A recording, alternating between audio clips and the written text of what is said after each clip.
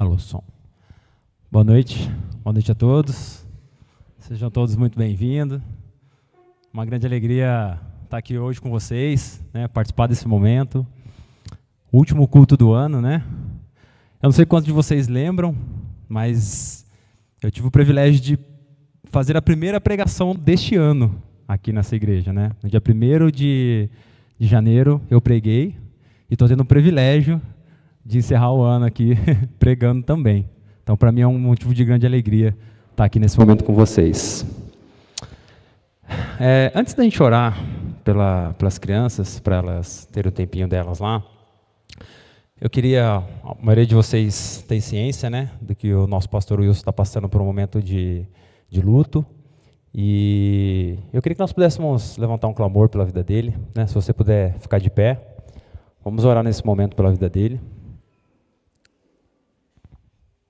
O pastor Wilson, no dia de hoje, né, está passando por um momento de luto, né, pelo pai dele que faleceu. Vamos pedir para que Deus esteja consolando ele e os familiares deles nesse momento também. Amado eterno Deus, Senhor Jesus, nós queremos neste momento, Pai, colocar diante do Teu altar a vida do pastor Wilson, Pai. Esse homem do Senhor, Pai, que tem nos guiado, nos instruído nos Teus caminhos, ó Deus, hoje está passando por um momento de dor, um momento de sofrimento, um momento de luta, Pai. Mas o Senhor é o Deus que nos consola, o Senhor é o Deus que nos restaura, que nos redime, Pai. O Senhor é o Deus que nos sustenta no meio das tempestades da vida, Pai. Que nesse momento, Senhor, o Senhor possa ser o consolo presente na vida do pastor Wilson, na vida da Gisele, das crianças, na vida da irmã do Wilson, na vida da mãe do Wilson, Pai. Em nome de Jesus, Pai. Que mesmo em meio à dor e ao sofrimento, Pai, pela perda do pai dele, ele possa aproveitar essa oportunidade para pregar o Evangelho em nome de Jesus, ó Deus. Eu te louvo e te agradeço pela vida do nosso pastor, em nome de Jesus. Amém. Amém. Bom, vamos aproveitar e orar pelas crianças já também, né? Se você está perto do seu filho, ô, minha gatinha. Obrigado, filha.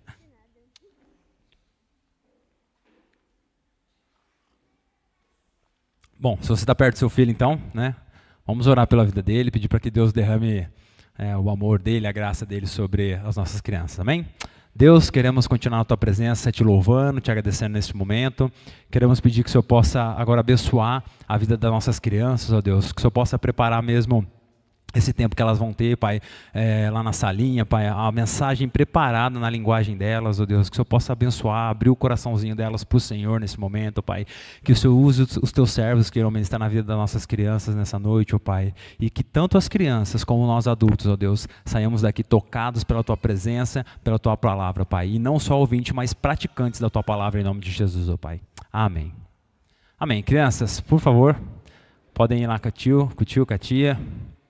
Deus abençoe a vida de vocês, tá bom?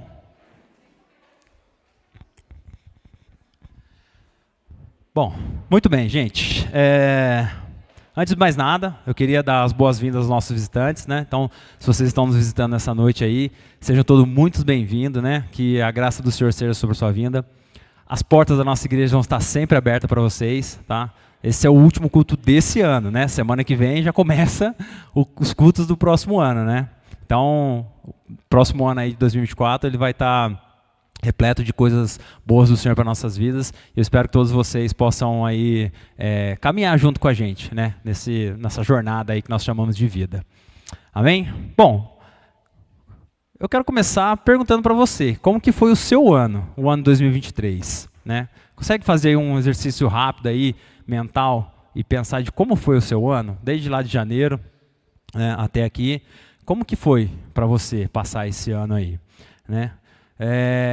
Como eu falei, eu tive aqui dia 1º de janeiro, né? Eu preguei aqui no dia 1º de janeiro e eu preguei sobre os planos, né? As promessas que a gente faz e os planos que a gente faz, né? Toda virada de ano, né? A gente sempre faz lá uma promessinha, né? Faz um planejamento, né? Aquela dieta que nunca começa. A gente sempre faz, né? Como foi para você as suas promessas, os seus planos? Eles se cumpriram, se concretizaram nesse ano? Será que, se você olhar para trás, tudo que você planejou deu certo na sua vida este ano? Ou será que não? Bom, eu confesso para vocês que se eu soubesse como seria o meu ano de 2023, Eu tinha pedido para Deus pular ele na minha agenda de vida, na minha história. Eu falei, Deus, pula, passa, porque isso daí, esse ano, para mim, já foi, né? 2023 foi um ano muito difícil para mim, né? Confesso para vocês. Foi um ano que eu passei por momentos, situações, né? Eu posso listar para vocês pelo menos 10 eventos que aconteceram na minha vida em 2023, do qual deles 5 foram extremamente tristes, extremamente sofredor, sabe? Tive que passar por momentos com dor, sabe? Dor angustiada, dor na alma, no espírito, né? E como um bom pecador que sou, né? Um bom ser humano falho que sou, esses 5 eventos fizeram os outros eventos que foram bons parecer que não aconteceu, entendeu? Tirei os meus olhos do Senhor por conta de coisas ruins que aconteceram na minha vida esse ano, né? Mas eu não sei para você, né? Como que você está chegando aqui hoje, como está terminando o seu ano. Independente de como o seu ano começou e como ele está terminando, o fato é que nós somos surpreendidos muitas das vezes, né? Por momentos de dor, de sofrimento, né? Como a gente acabou de orar aqui para o nosso pastor, que de repente foi surpreendido aí pela notícia do seu pai, né? Problemas com finanças, problemas conjugais. A gente é surpreendido às vezes por enfermidades, né? Do nada você descobre uma doença, né? E a gente chega, né? Às vezes no final do ano, se perguntando, se questionando, né? Nossa, por que né, tanta dor, tanto sofrimento, né? Eu tenho certeza que muitos de vocês, se não todos, passou por um momento de dor esse ano. Estou certo ou errado? Eu acho que eu estou certo, né? Bom, isso muitas das vezes é porque o sofrimento na vida nossa, né, do ser humano, muitas vezes ele é inevitável, né? Existem alguns sofrimentos que eles são evitáveis, né? Mas no modo geral, no contexto geral, o sofrimento, a dor, ela acaba sendo inevitável, né, na nossa vida. E interessante que eu li um livro, né, dos 2 livros, né, que o Wilson sempre manda a gente ler ao longo do ano, né? Um dos livros que eu li chama Lágrimas de Esperança, do John MacAllister. E tem um trecho que eu achei interessantíssimo, que ele fala assim, a vida do povo de Deus não é uma jornada de louvor incessante, mas compreendida também o luto e o lamento. Não vivemos no mundo ideal concebido por Deus em Gênesis 1 e 2, tampouco no mundo completamente restaurado descrito em Apocalipse 21 e 22. Vivemos entre o início e o fim dessa história, em um mundo que ainda carrega as marcas e as sequelas do pecado humano, e que geme por sua redenção eterna. Eu achei interessantíssimo isso, porque John MacAllister ele leva a gente a refletir de que a gente não vive no mundo perfeito. O mundo perfeito, aliás, que Deus criou, lá em Gênesis, né? E a gente também não está vivendo ainda no outro mundo perfeito, né, restaurado pelo Senhor, que é a Nova Jerusalém descrita em Apocalipse. Nós estamos no meio dessa história aí. E desde que Adão cometeu, né, o pecado, o sofrimento ele vem se alastrando ao longo da história da humanidade. Então, não se sinta o primeiro sofredor da história, né? Muitas pessoas passaram por essa vida, passaram por momentos de dor, de sofrimento, de angústia, né? E, de fato, eu espero que ao término dessa mensagem a gente possa entender que, né, o nosso verdadeiro lar eterno, que onde não haverá mais nada disso, vai ser na eternidade. Mas, eu pergunto para vocês, independente disso, eu preciso viver sofrendo? Será que eu preciso viver sofrendo? O que vocês acham? Ou é possível eu viver uma vida sem sofrer?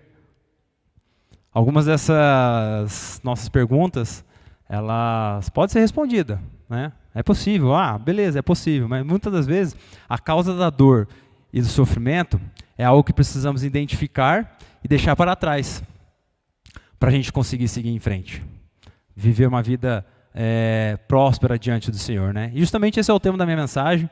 Deixe para trás o que não te leva para frente. Olha lá, está escrito lá. Nós vamos refletir no livro de Lamentações um pouco sobre o sofrimento e tentar aprender um pouco como e o que nós podemos deixar para trás, né, para a gente poder seguir essa vida em direção ao Senhor. Amém?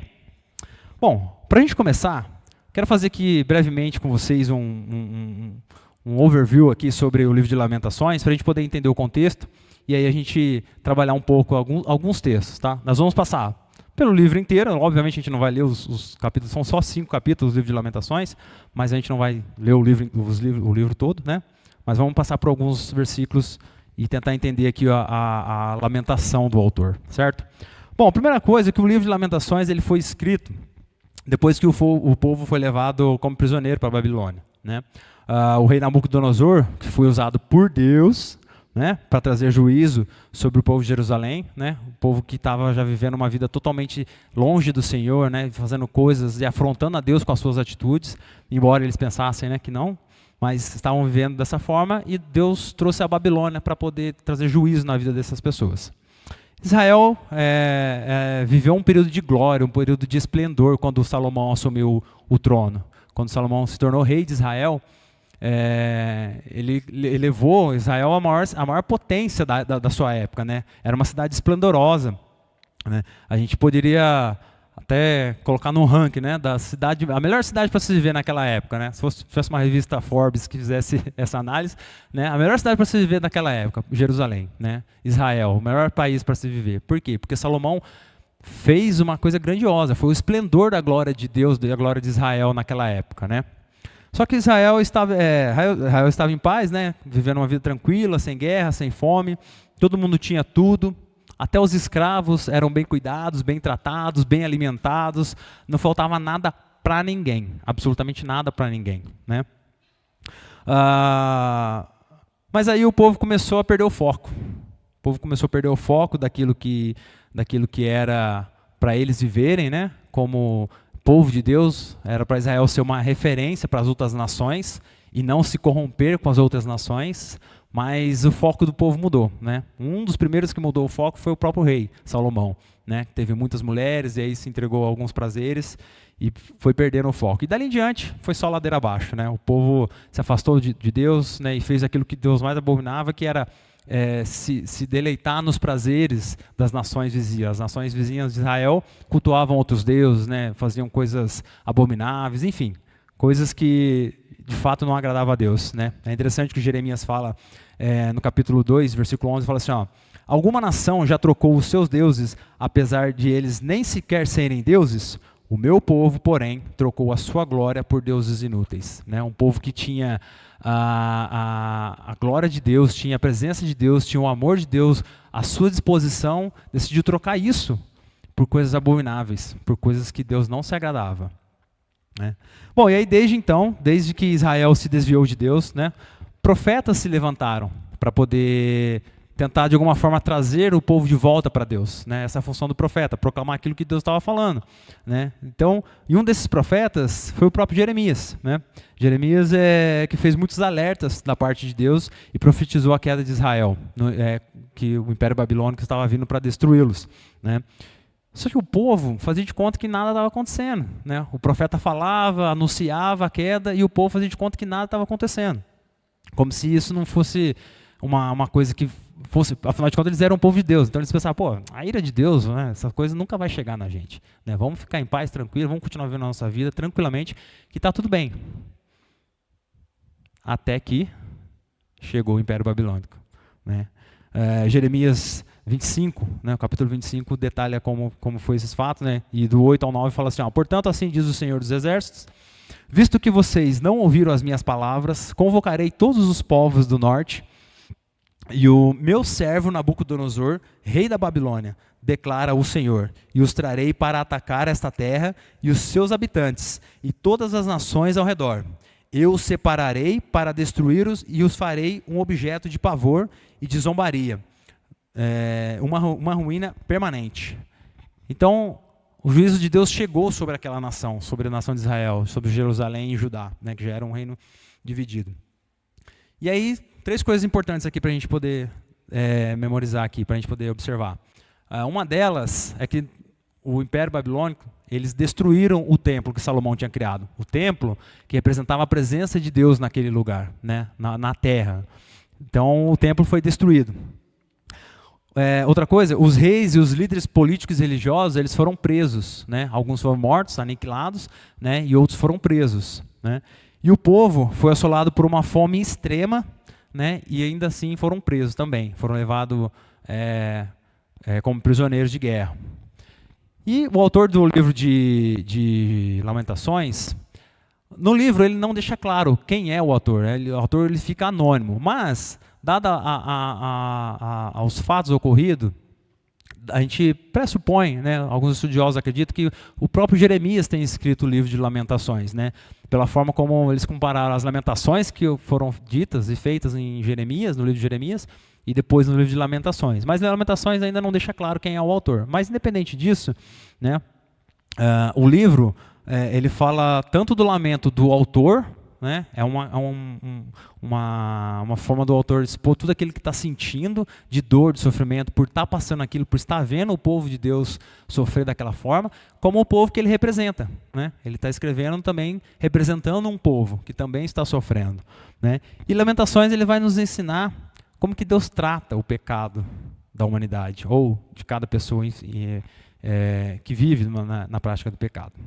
Certo? Então, esse é mais ou menos um pouco do cenário sobre o livro de Lamentações. A gente chegou até aqui, o ponto que eu quero começar a falar com vocês. E justamente sobre pecado é uma coisa que eu quero falar com vocês agora. Por quê?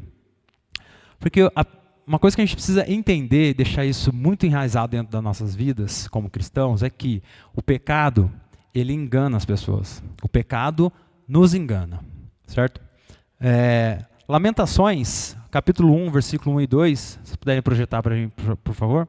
Lamentações, capítulo 1, versículo 1 e 2, se você quiser acompanhar a leitura aí na sua Bíblia, diz assim, ó: como se assenta solitária a grande cidade, antes tão cheia de gente, como se parece com uma viúva, a que antes era grandiosa entre as nações. A que era princesa das províncias, tornou-se agora uma escrava. Chora amargamente durante a noite, e as lágrimas rolam pelo rosto. De todos os seus amantes, nenhum a consola. Todos os seus amigos a traíram, tornaram-se seus inimigos. A falsa sensação que o povo de Jerusalém e Judá tinha, que suas vidas religiosas jamais traria a ira de Deus sobre a vida deles, os levou a pensar justamente isso, que Deus não traria juízo sobre eles, né? Jerusalém e Judá, eles pensavam que o próprio Deus, né, ia deixar eles viver do jeito que eles estavam vivendo, né?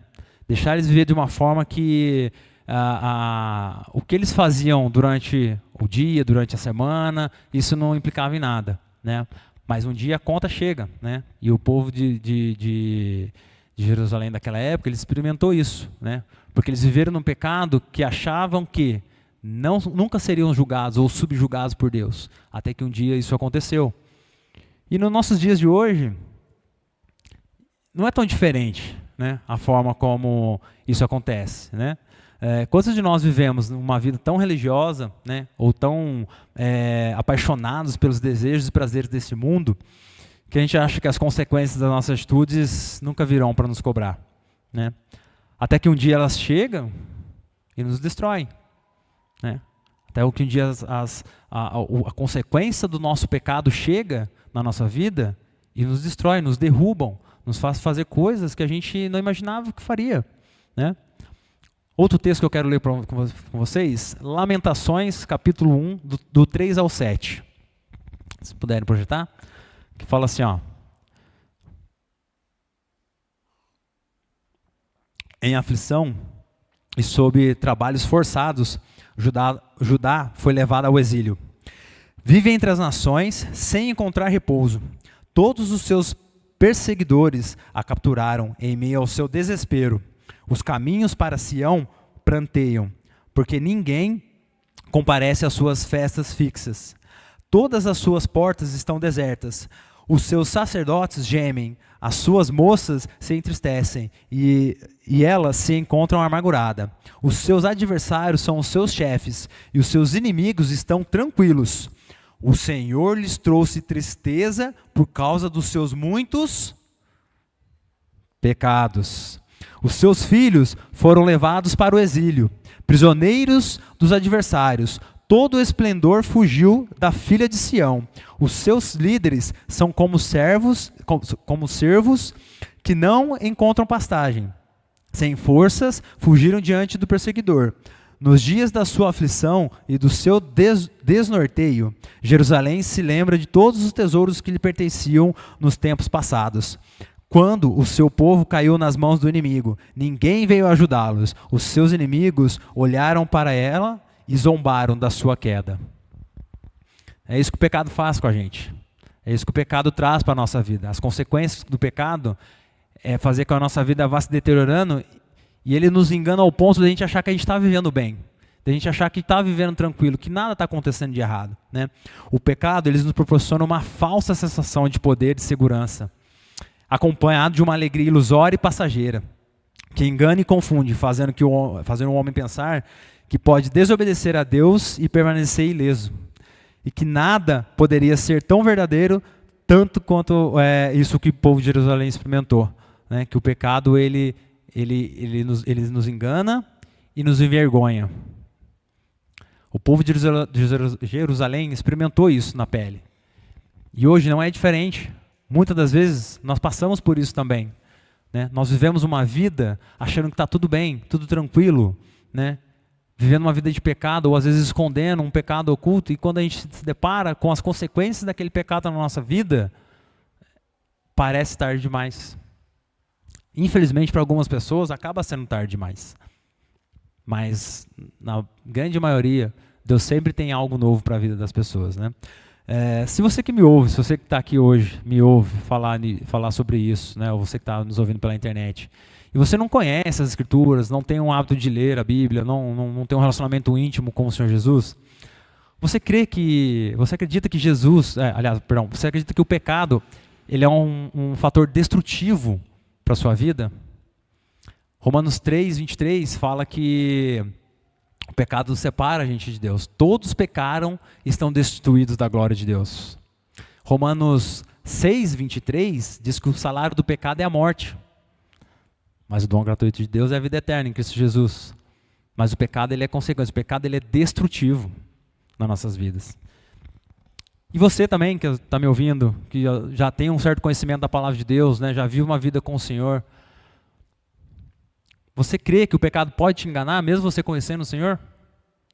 O pecado ele pode enganar a gente, né? Independente de como você chegou aqui, ou de como está a sua vida hoje, ou como foi seu ano, se você crê ou não no Senhor, o pecado ele influencia a sua vida. Ele pode tanto te destruir, ou te enganar e te levar para a destruição. Por isso a gente precisa vigiar, irmãos, vigiar.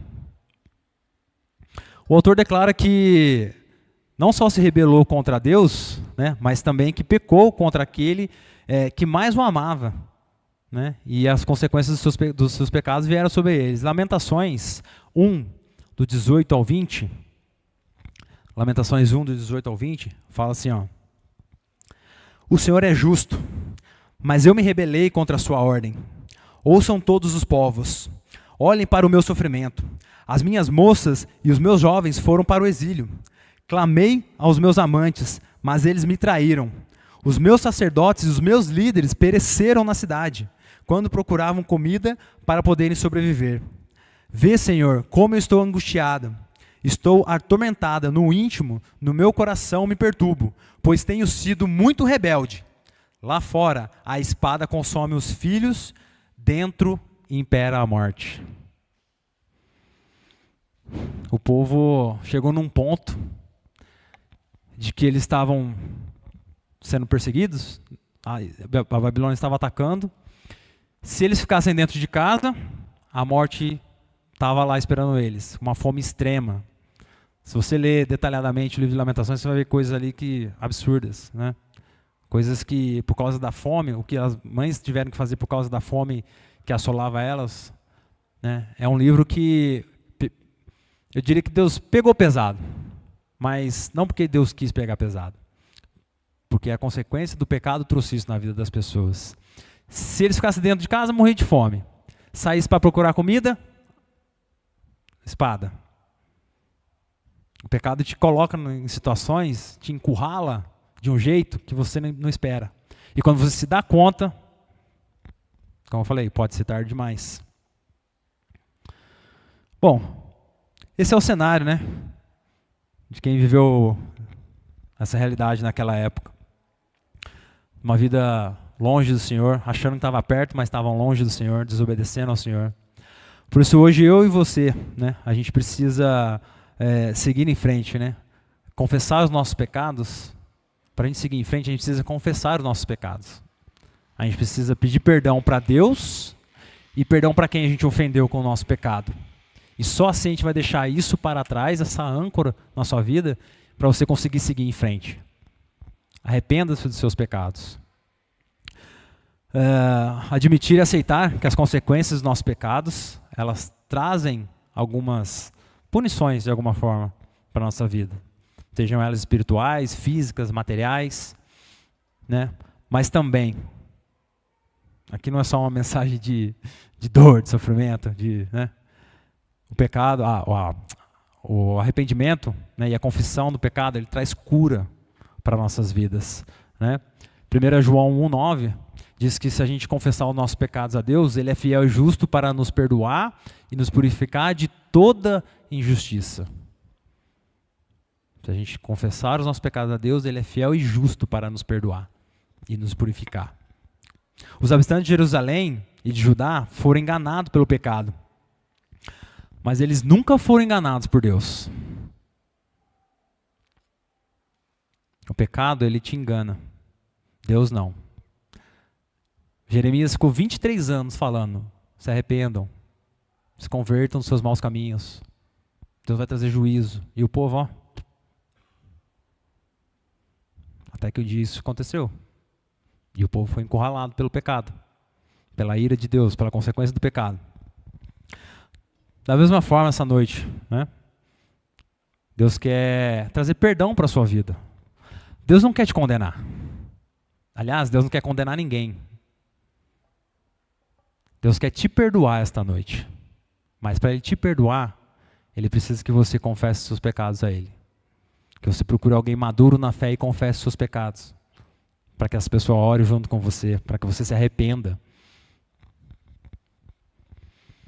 Bom, continuando. Será que Deus se ira? Ou será que Ele pode se irar? Vocês acham que Deus fica irado? Quem acha que Deus fica irado? Levanta a mão. Bastante. Quem acha que Deus não fica irado? Vamos ver o que o texto vai nos dizer aqui. Lamentações, capítulo 2, versículos de 6 a 10.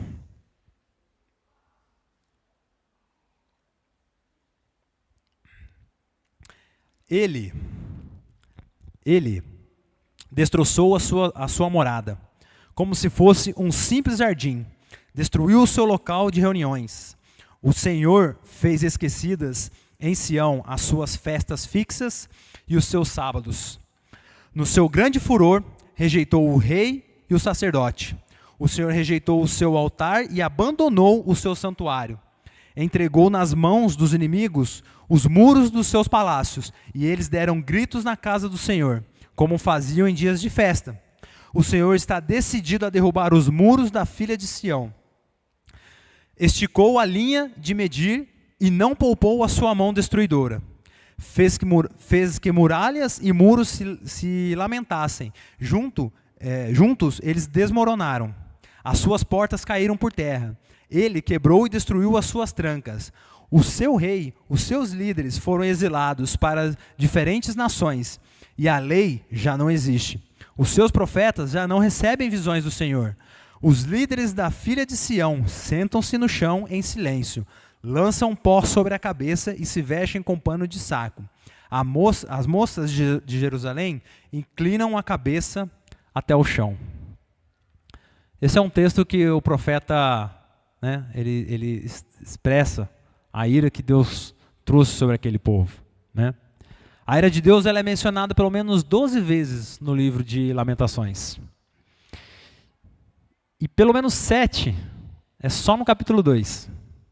Mais da metade, quando ele vai falar da ira de Deus, está só no capítulo 2. Logo a gente pode entender que o capítulo 2 trata da ira de Deus, de como Deus se irou contra aquela nação. Né?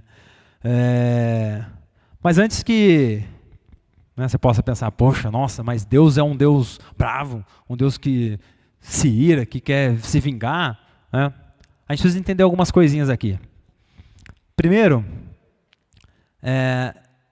Deus ele se irou contra o templo de Jerusalém. O templo que era para honrar o Senhor, eles estavam fazendo outras coisas, né? Por conta das falsas religiões que eram praticadas ali, as pessoas profanavam o templo do Senhor deliberadamente. Em Jeremias 7, 11, a gente não vai ler agora, mas depois você pode ler na sua casa, lá conta um pouco do que as pessoas andavam fazendo com o templo do Senhor. Né? Então as pessoas viviam uma vida de segunda a sábado lá, né? Adorando outros deuses, e fazendo coisas absurdas, né? Usando droga, enfim, né? Adulterando, acendendo incensos para deuses pagãos, e, enfim. E chegava no domingo, ia lá cultuar o Senhor, na maior cara lavada. Né? Isso é uma coisa que parece familiar às vezes para a gente, né? No nosso tempo de hoje. Né? Quantas pessoas vivem uma vida de segunda a sábado, do jeito que bem acha que está certo, né? Vou fazer o que eu quero da minha vida, ninguém tem nada com isso, né? Vou beber, vou fumar, vou usar droga, vou adulterar, eu vou me corromper com os prazeres desse mundo, e chega no domingo, senta aqui na cadeira, né? E posta lá uma fotinha, dia de agradecer. Agradecer o quê que você quer agradecer? Agradecer a sua vida profana?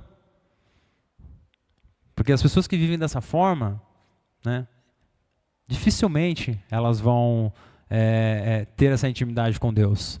E aí o pecado começa a fluir na vida dela. Né? Ao invés de ser o Senhor fluindo na vida dela, o pecado começa a fluir na vida dela. Né?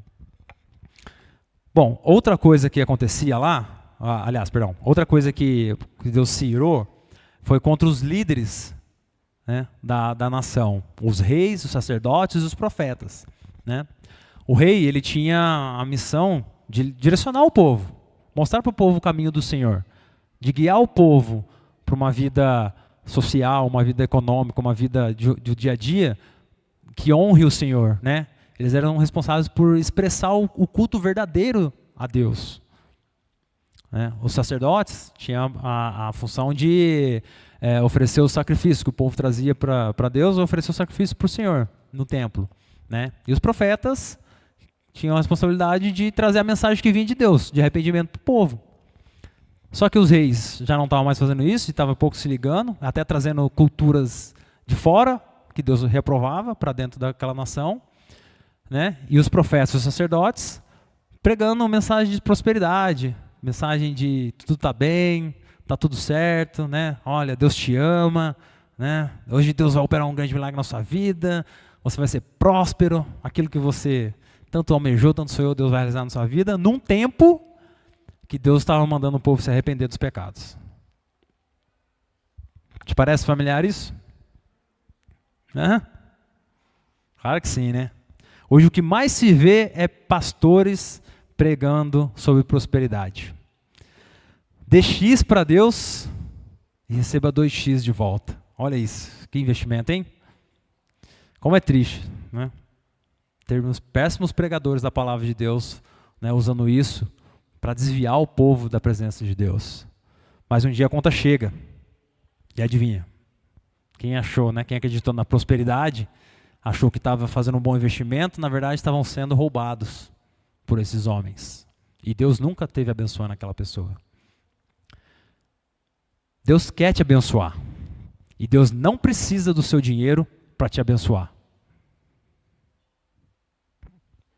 O que Deus precisa de você é arrependimento, confissão de pecado. Dessa forma, você vai ver o sobrenatural de Deus na sua vida. E uma terceira coisa que aconteceu, que Deus se irou, foi contra o próprio povo, contra cada pessoa que estava ali. Por quê? Como eu falei anteriormente, né, era o dever do rei ou dos líderes da cidade guiar o povo. mas também é a responsabilidade individual de cada um. Afinal, todos eles criam nas leis, né? A lei de Moisés até então, o que imperava era a lei de Moisés. Todos eles criam, né, na lei, mas não viviam. Né? E aí o que eles faziam? Né? Se contaminaram com as coisas das nações vizinhas. E aí Deus trouxe juízo sobre a vida deles. Nos nossos dias, o que nós fazemos, né, quando tudo dá errado, é fazer o que o povo estava fazendo, culpando os líderes. Né? Ah, meu pastor não ligou para mim. Você passa por um momento de dificuldade, situação lá, uma consequência do seu pecado, meu pastor não me ligou. Ah, o meu amigo não me procurou. Ah, ninguém se dispôs a me ajudar. Eu estou vivendo assim, fazendo isso, porque o presidente que está lá sentado na cadeira não é o presidente que eu escolhi. Não transfira a responsabilidade do seu pecado para as pessoas. O que está acontecendo no mundo, está acontecendo. Boa parte, a maior delas, uma profecia. Mas isso não quer dizer que você deve viver uma vida de qualquer jeito. Bom, saiba que você pode culpar qualquer um pelo seu pecado. Você pode colocar a culpa do que está de errado na sua vida sobre qualquer um. Pastor, líder de célula, outro líder de célula, tá? Eu não. Presidente, enfim. Mas quando Deus for cobrar isso que está de errado na sua vida, é de você que Ele vai cobrar. Não vai ser dessas pessoas, não. A ira de Deus, ela veio sobre as pessoas naquele momento. Né? Mas uma coisa importante para a gente entender, isso é extremamente importante, é que a ira de Deus não é como a ira dos homens. A minha ira tem raiva, ódio, rancor, agressão, o que tiver que acontecer na ira do homem, é o que vai acontecer. A ira de Deus não é assim. Não é esse tipo de ira que Deus teve daquele povo. Uma coisa que eu achei interessantíssima no livro de Lamentações, é que a ira de Deus, ela promove arrependimento. A ira de Deus, ela veio e trouxe justiça. A ira de Deus, ela é misericordiosa na vida de uma pessoa. Misericordiosa na vida de uma pessoa. Uma vez que nós estamos vivendo em pecado, a ira de Deus, ela vem sobre nós para trazer disciplina, correção e para nos ensinar. Ela é justa, como uma luva. A ira de Deus, ela pune o pecado, mas cura o pecador. É isso que a ira de Deus traz para nossas vidas. Eu gosto muito do texto de Hebreus capítulo 12, puderem projetar para a gente, Hebreus capítulo 12, do 5 ao 7, que fala assim, ó,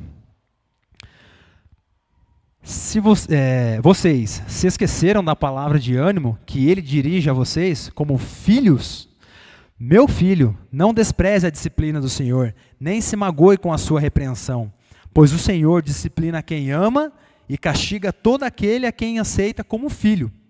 Perseverem na disciplina. Deus os trata como filhos. Ora, que filho não é disciplinado pelo pai? E mais, Hebreus 12, um pouquinho mais para frente, Hebreus 12, versículo 11, que fala assim, ó, nenhuma disciplina parece motivo de alegria no momento em que é recebida, mas sim motivo de tristeza.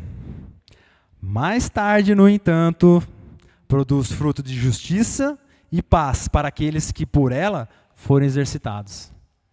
A disciplina, ela vem na nossa vida, a ira de Deus, né, a gente pode interpretar dessa forma, ela vem na nossa vida para promover transformação. Deus não quer te condenar e te jogar no inferno. Deus quer restaurar a sua vida, te transformar e te levar para o céu. E se Ele precisar te disciplinar, e Ele precisa te disciplinar, isso é uma das coisas que Deus precisou fazer na minha vida esse ano, me disciplinar. A ira de Deus precisou chegar na minha vida para me transformar. para promover restauração, para promover algo novo, né? Escolha hoje aceitar a ira de Deus na sua vida, a correção, a disciplina dele. Porque pior que ser confrontado pela ira de Deus é você ser surpreendido por ela. Se você está tendo a oportunidade de se arrepender e aceitar qualquer coisa, qualquer consequência do seu pecado, não tenha medo. Porque se você guardar isso, continuar, sair daqui como o povo, né? Fazendo de conta que não aconteceu nada, um dia você vai ser surpreendido. Para podermos seguir em frente, a gente precisa aprender que nós devemos nos arrepender do nosso pecado e aceitar a justa ira de Deus sobre nossas vidas. A justa ira de Deus sobre nossas vidas, né? Porque ela traz transformação para nós. Bom, a terceira parte que eu quero falar com vocês, que o autor, até do livro que eu li, ele chama da escola do sofrimento de Deus. Né? E após a gente aprender que a gente precisa se arrepender dos nossos pecados e aceitar a justa ira de Deus sobre nossas vidas, né? Que isso traz arrependimento, né? para a nossa vida, restauração, é hora da gente passar pela escola do sofrimento. Porque depois que a gente se arrepende, a gente confessa os nossos pecados, Deus nos perdoa, a consequência do pecado continua ali. Ela vem, ela continua, parece até nos maltratando, mas essa é a escola de Deus para a nossa vida. Passar por sofrimento na vida é a forma como muitos de nós aprendemos. Né? Muitos de nós aprendemos dessa forma. Independente do que você crê, do que você acredita, se você é crente, se você é católico, se você é budista, se você é, sei lá, qualquer coisa que você faz aí, se é homem, se é mulher, se é alto, baixo, enfim. Né? A gente sofre na vida. A gente passa por sofrimento na vida. Não é? E quando passamos pelos momentos de sofrimento, a gente sai deles, né? Quando conseguimos, saímos dele um pouco mais maduro, né? Um pouco mais fortes. Às vezes a gente cometeu um erro, uma falha, alguma coisa que nos prejudicou, poxa, a gente colheu consequências daquilo, a gente não fez mais, né? A gente aprendeu, a gente saiu daquela situação um pouco mais maduro, um pouco mais inteligente. Mas para o cristão da Bíblia, sofrer é uma das formas de Deus nos ensinar. É uma das formas de Deus trabalhar na nossa vida. Aí você deve estar pensando, né? Você deve estar se perguntando, nossa, mas por que Deus tem que fazer a gente sofrer para poder a gente aprender, para a gente ensinar, para nos ensinar? Né? Ele não poderia simplesmente passar isso na nossa vida? Ah, beleza, fiz errado, tá bom, Deus, deixa quieto, vamos seguir em frente. Eu aprendi. Né? Mas a ira de Deus, ela não vem, o sofrimento que Deus promove, né, na escola dele, ele não vem para punir a gente. Né? É uma consequência que eu trouxe para a minha vida. Então eu fui lá, fiz uma coisa de errado, cometi um pecado, e isso gerou uma consequência na minha vida, e agora eu não quero aceitar? Não, a consequência eu não quero. O pecado eu quero, eu quis, né? Na verdade. O pecado ele traz prazer, né? Traz momentos de satisfação pra gente, de uma certa forma, mas na hora que a consequência vem, a gente rejeita, a gente não quer, não é? Mas Deus, Ele insiste em nos ensinar. Né? E adivinha? Ano que vem, 2024, a gente vai ter alguns cursos aqui na igreja, né? Acho que o pessoal deve estar ciente aí já, né? Vai ter alguns cursos. E na escola do sofrimento de Deus? Quem quer se inscrever? Hã? Ninguém? Ninguém quer se inscrever? Eu tenho uma péssima notícia para te dar. Você já está matriculado nessa escola. Você vai sofrer, amigo. Você vai sofrer. Né? Lembra que eu falei no começo, alguns sofrimentos são inevitáveis. Né? Aliás, perdão, são evitáveis, mas alguns não. Né? Então, todos nós estamos matriculados na escola do sofrimento do Senhor. Agora, por que você acha que Deus faz a gente passar pela escola do sofrimento? Será que é só para ensinar a gente? O que vocês acham? Você acha que é só para Deus ensinar uma coisa que a gente fez de errado, um pecado que a gente cometeu?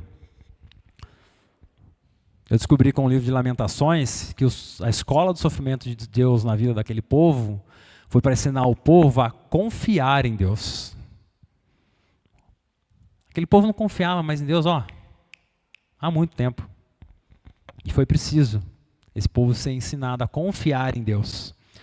Olha as palavras do autor aqui em Lamentações, capítulo 3, versículo 19 do 19 ao 26. Lamentações 3, do 19 ao 26. Lembro-me da minha aflição e do meu delírio, da minha amargura, do meu pesar.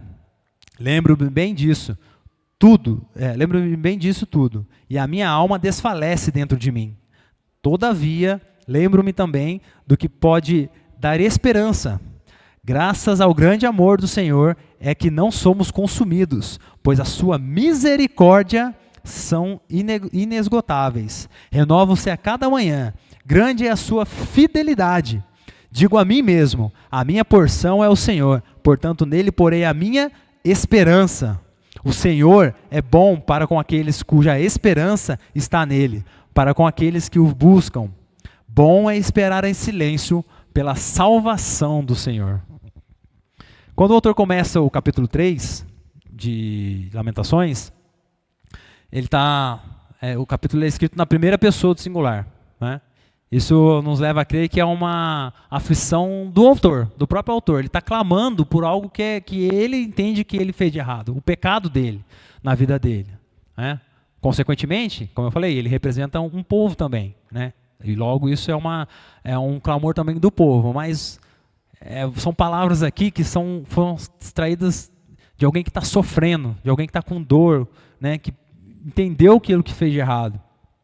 E do versículo 1 de Lamentações 3, do versículo 1 até o 21, você vê o autor só falando, né, do quanto ele está sofrendo, né, ao ponto da alma dele desfalecer, não ter mais forças para clamar, não ver mais solução para o problema deles, para aquilo que eles estavam passando, né? Mas aí do 21 em diante, ele profere essas palavras que a gente acabou de ler aqui, né? E percebe que o que sai da boca dele são palavras como esperança, misericórdia, fidelidade, salvação. Essas são palavras de pessoa que entendeu o que fez de errado na vida, que cometeu um grande pecado contra Deus, né? Precisou se arrepender, precisou passar por um processo e agora confia de que Deus pode fazer algo na sua vida, né? Que Deus pode transformar a vida dessa pessoa. A escola do sofrimento de Deus, ela, além de nos ensinar, elas nos levam a confiar em Deus, como eu falei. E o mais curioso de tudo isso é que nesse capítulo, depois do autor se lamentar, né, muito, né, e trazer à mente daquilo que traz esperança para ele, nesse capítulo é a primeira vez que Deus fala com eles. Lamentações inteiro, dos 5 capítulos, Deus fala só uma frase para o povo. Até aqui Deus estava em silêncio, apenas ouvindo. E quando ele fala, a sua fala é a única coisa que o autor precisava ouvir. Lamentações 3, do 55 ao 57. Clamei pelo teu nome, Senhor, das profundezas da cova. Tu ouvistes o meu clamor. Não feches os teus ouvidos ao meu pedido, por alívio. Aos meus gritos de socorro, tu te aproximastes quando a ti clamei e disseste, não temas. Ou, em outras versões, não tenha medo. Não tenha medo. Só isso que Deus fala no livro todo de Lamentações. Como que eu não vou ter medo diante de tudo que estava acontecendo, né, com o povo? Como que eu não vou ter medo diante de tudo que está acontecendo na minha vida? Como que eu ia passar esse ano todo sem ter medo de tudo que eu vivi este ano, né? Mas isso foi mais do que o suficiente para o autor confiar em Deus, para que eu pudesse confiar em Deus. Isso foi uma das coisas que Deus tratou comigo esse ano. Não tenha medo, Romo. Não tenha medo. E eu precisei confiar no Senhor para não ter medo. O que está fazendo você ter medo hoje? Ou o que te traz medo, pavor às vezes? Para que você possa seguir em frente no próximo ano, deixe para trás o medo. Deixe para trás aquilo que está trazendo talvez uma dor, uma amargura, uma coisa que está pesando em você. Deixe isso para trás. Como que a gente vai confiar em Deus? Não é segredo para ninguém, né? No nosso tempo, nós podemos confiar em Deus entregando a nossa vida para Jesus. Somente assim a gente vai ter paz que a gente precisa. Somente assim a gente vai conseguir lançar fora todo o medo, né? Aliás, você sabe qual que foram uma das primeiras palavras que Jesus disse quando ele ressuscitou? Mateus, capítulo 28, do 8 ao 10. Mateus 28, do 8 ao 10. As mulheres saíram depressa do sepulcro, amedrontadas e cheias de alegria, e foram correndo anunciar aos discípulos de Jesus. De repente, Jesus as encontrou e disse: Salve! Elas aproximaram-se dele, abraçaram-lhe os pés e o adoraram. Então Jesus lhe disse: Não tenha medo. Vão e digam aos meus irmãos que se dirijam para a Galiléia, lá eles me verão. Não tenha medo. Uma das primeiras coisas que Jesus proferiu para aquelas mulheres, após a sua ressurreição: não tenha medo. É isso que Jesus te diz nessa noite. Não tenha medo. Larga isso que está te fazendo ter medo nas mãos de Jesus para você seguir em frente. Não tenha medo de abandonar o conforto do pecado. Não tenha medo. Não tenha medo de dar um passo em direção a Jesus nessa noite. Não tenha medo. Não dê ouvidos à voz de Satanás que diz que vai te punir. Você deve estar pensando talvez: não, eu vou sofrer punição sim, eu vou ser rechaçado, alguma coisa vai acontecer de mal, né? Sei lá. É mentira, Satanás está mentindo para você. Não tenha medo. 1 João 4,18 diz que o amor lança fora todo medo. O amor de Jesus lança fora todo medo. Então não acredite nas mentiras de Satanás. Não tenha medo. Confie no Senhor. Deixe o medo para trás e confie que Jesus pode te salvar e te guiar daqui para frente. Para a gente caminhar para a conclusão já, eu quero te perguntar, no meio ao sofrimento, que diferença Deus faz então para você? Que diferença que Deus faz na sua vida em meio ao sofrimento? Você sofreu, né? Vocês falaram que aí sofreram esse ano, como eu sofri, algumas coisas. Que diferença Deus fez no meio do sofrimento para você? Para algumas pessoas que não creem em Deus, certamente Deus não faz muita diferença, né? No meio do sofrimento. Às vezes ela acha que aconteceu, né? Tem também aquelas que mesmo acreditando em Deus, Deus também não faz diferença no meio do seu sofrimento. Porque para essas pessoas, elas têm uma ideia reduzida de Deus, né? De pensamento. Acho que Deus é um pensamento, acho que Deus é alguma coisa religiosa, que ela não quero misturar minha vida com religião, né? Mas isso é uma mentira, né? As pessoas acham que Deus é incapaz de solucionar os seus problemas. Aí quando o sofrimento chega na vida dessas pessoas, elas acabam tomando algumas atitudes na vida, né? A primeira delas, ou não necessariamente nessa ordem, mas que eu vou colocar aqui para vocês, algumas pessoas quando se veem diante do sofrimento, elas se revoltam, sabe? Ficam com uma raiva, uma ira. Nossa, por que está acontecendo isso comigo? Por que Deus fez isso comigo? Não é? Elas ficam tão iradas e frustradas com a dor e o sofrimento que saem culpando todos, né? E quem que encabeça a lista de culpados dessa pessoa? Quem? Quem que está lá no topo de culpado? Fala, minha vida está desse jeito por causa de Deus. A pessoa faz tudo de errado na vida. Aí lá na frente, quando dá errado as coisas, Deus é o culpado. Né? E aí depois vem lá pai, mãe, cônjuge, vem outros ali, né? A gente vai só listando culpado. E o último, se é que está lá o nome, o meu. Né? Mas não é isso. Né? As pessoas se revoltam e colocam culpa em outras pessoas. Outra atitude que as pessoas cometem, às vezes, é se submeter ao sofrimento. Aquelas que se submetem ao sofrimento, né? Pensam, eu mereço isso mesmo, né? Fiz isso, então é uma consequência, né? Até entende que tem uma consequência, né? Eu não sou digno de receber perdão, eu sou miserável mesmo, né? Ficam se autocondenando. E aí preferem sofrer ao invés de pedir ajuda. Ao invés de clamar a Deus ou de pedir ajuda a algum querido, a algum ente, né? Algum familiar, né? Algum irmão.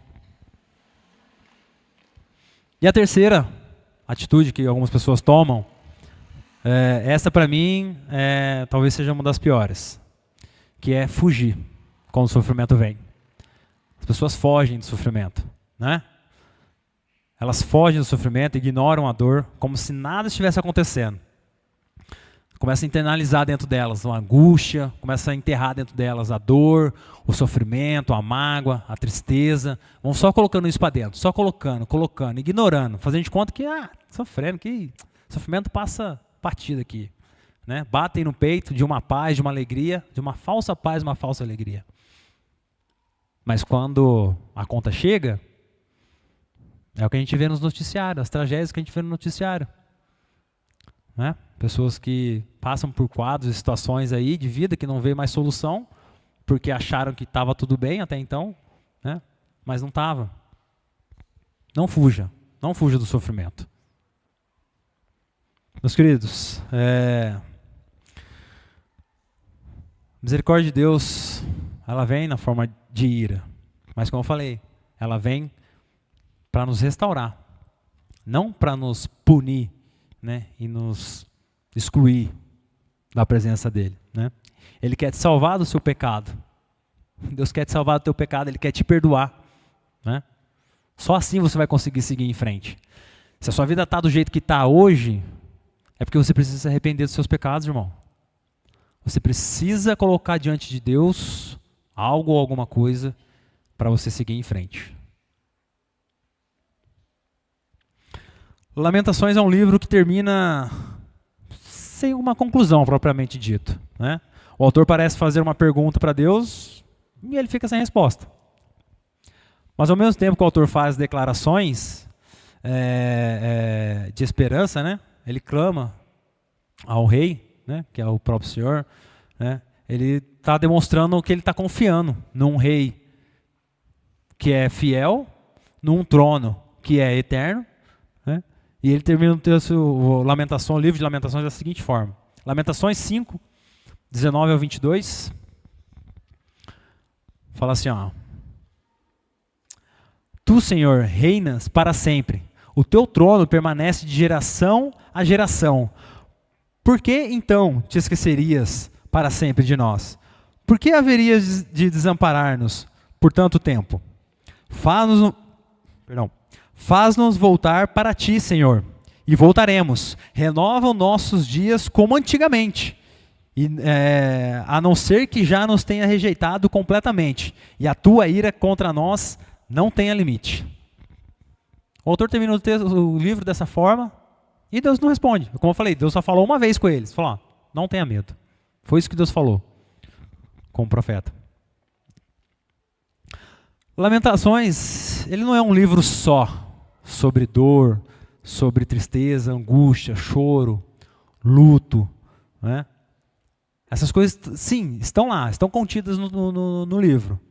Mas Lamentações é um livro que nos fala sobre esperança.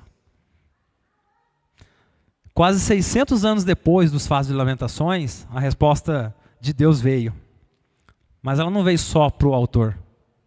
Ela veio para a humanidade toda. Quase 600 anos depois, a resposta de Deus veio para a humanidade. O templo destruído pelo Império da Babilônia representava a presença de Deus, como eu falei, né? O endereço de Deus na Terra, o endereço de Deus no nosso planeta era o Templo de Salomão.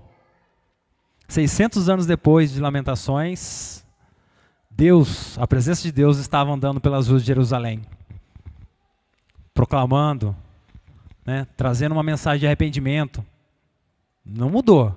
O que aconteceu em Lamentações, o que Deus estava falando em Lamentações, Ele continuou falando quando ele veio na terra, encarnado, através da vida de Jesus. Arrependam-se.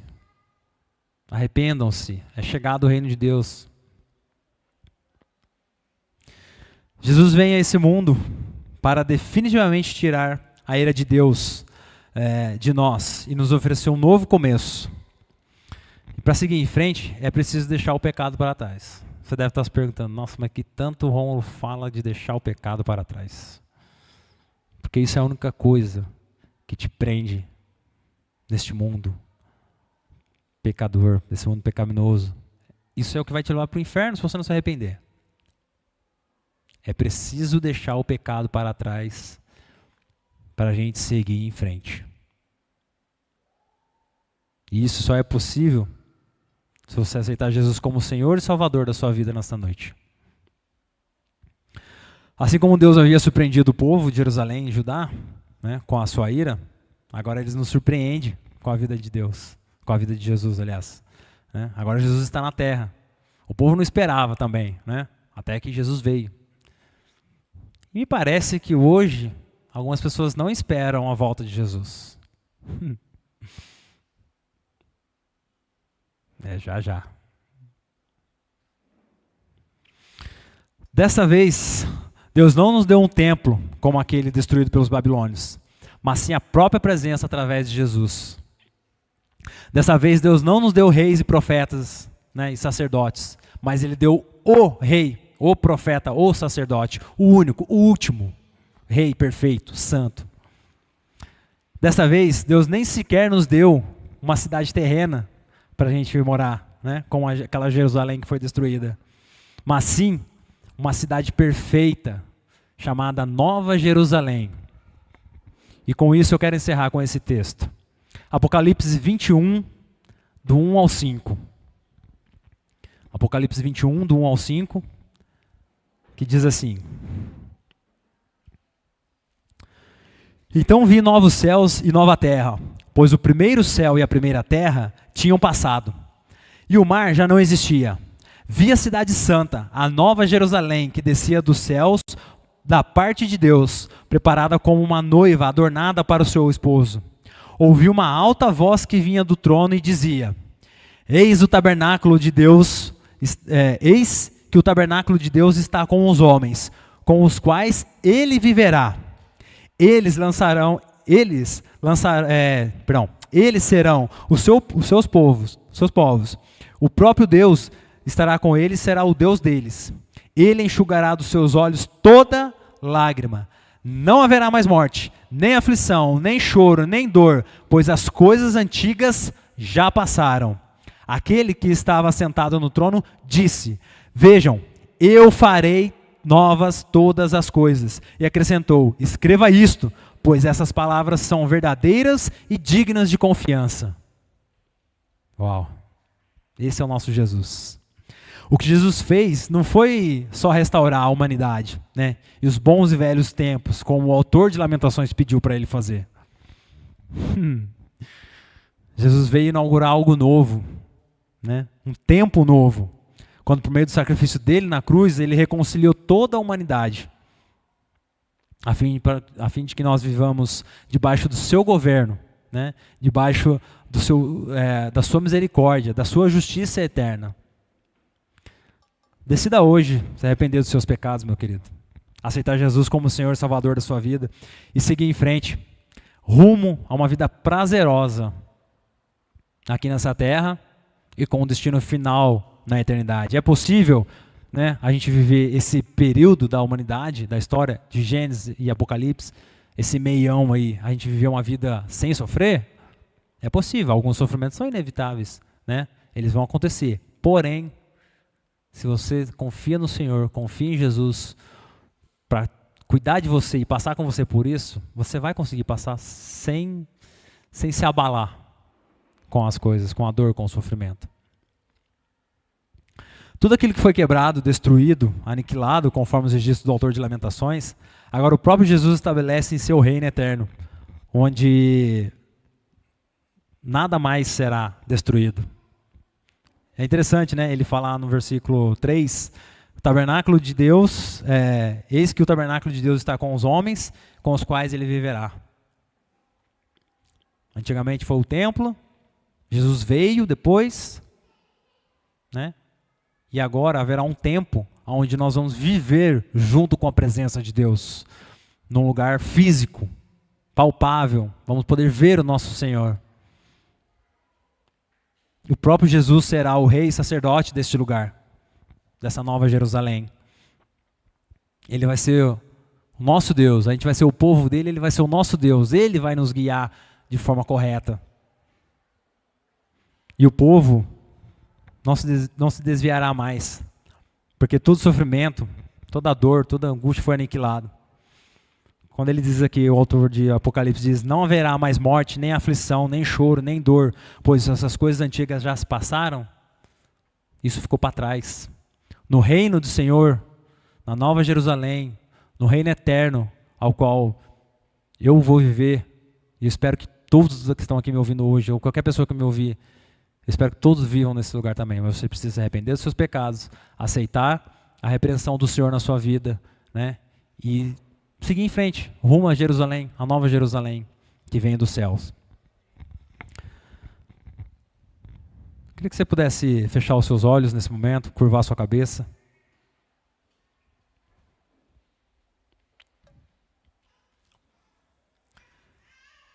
Se você nessa noite quer viver nesse lugar novo, santo e perfeito, livre de toda dor, de todo sofrimento, abandone agora o pecado que te prende.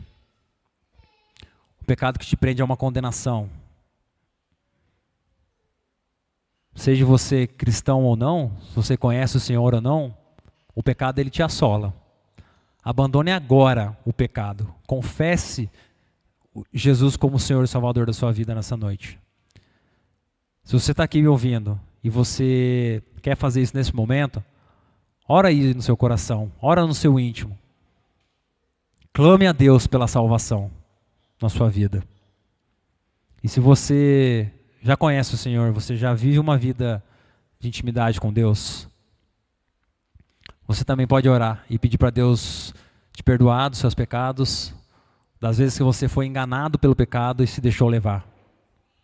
Eu tenho certeza que Deus quer te perdoar nessa noite. Eu tenho certeza que Deus quer promover algo novo na sua vida nessa noite. O livro de Lamentações fala de esperança em meio à dor e ao sofrimento. Esse ano eu tive o privilégio de experimentar a renovação do Senhor na minha vida. Algo sobrenatural, mas eu precisei me arrepender do meu pecado. Eu precisei confessar o meu pecado. Eu precisei buscar a presença do Senhor e acreditar na palavra dele, de que o amor lança fora todo medo. Isso me deu coragem para eu me arrepender dos meus pecados. E eu espero que você nessa noite tenha coragem de se arrepender dos seus pecados, de se entregar para Jesus e viver algo sobrenatural com ele. Senhor, nesta noite, nós queremos te pedir, ó Deus.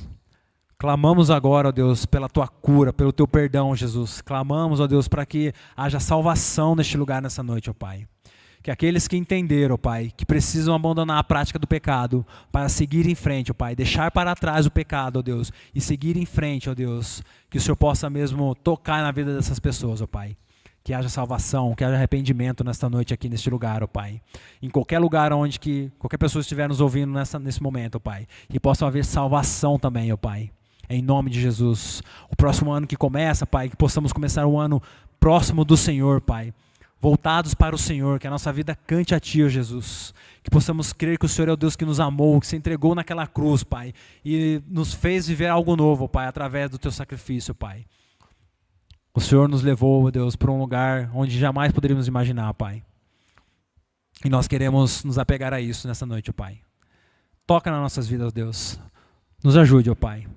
Nós clamamos e pedimos a Tua proteção divina, Pai. Nós clamamos e pedimos a Tua salvação. Queremos ter fé e esperar, Pai, com paz e alegria pela Tua salvação vindoura, Pai. Em nome de Jesus. Obrigado, Deus, pelo Teu amor expressado na cruz por nós.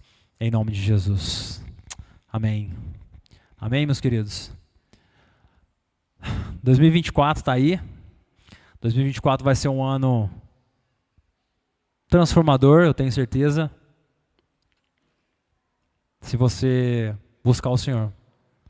Porque se a gente continuar vivendo da mesma forma, um dia a conta vai chegar.